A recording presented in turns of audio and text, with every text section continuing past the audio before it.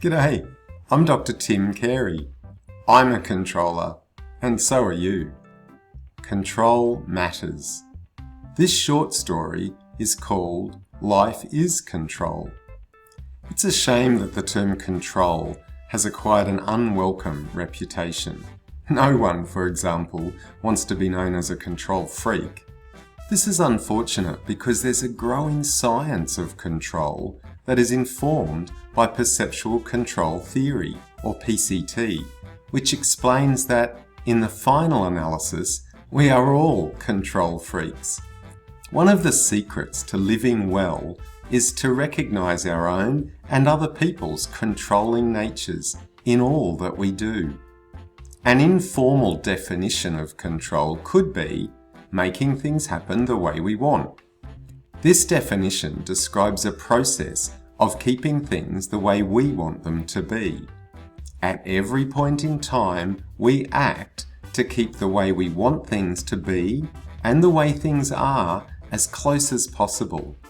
If the TV is on channel 9 and I want it to be on channel 7, then I'll grab the remote and make the necessary adjustment. This idea of making things happen the way we want can be applied to all living things. If a single cell can't make things happen the way it wants, it will soon perish. To be sure, a tiny cell has very basic wants, but it has them nevertheless. A want, in this sense, is just a certain internal specification of a particular state of affairs. A single cell has chemical characteristics of its internal environment that must be kept in specified states if the cell is to survive. A cheetah pursuing a gazelle across the African savannah wants to make the distance between it and the bounding gazelle as small as possible. Meanwhile, the gazelle wants to make the distance as large as possible. The animal that is better at controlling its preferred distance is the one who will continue to survive, at least until the next mealtime. Since humans are alive, they are designed along the same lines as other living things.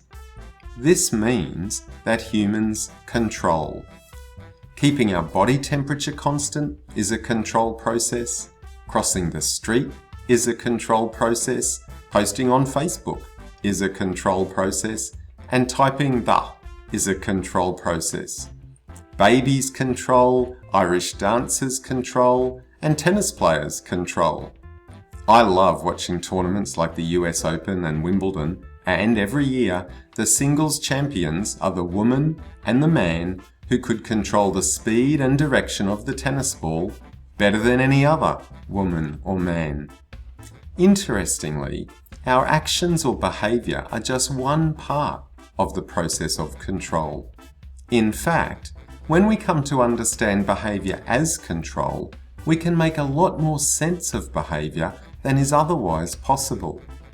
Essentially, we use our actions to reduce and keep reduced the difference between what we want and what we've currently got.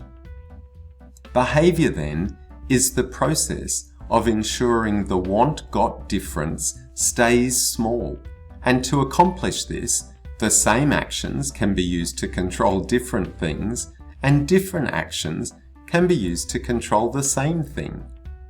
Understanding behaviour requires understanding what the want-got difference is that is being minimised at any time.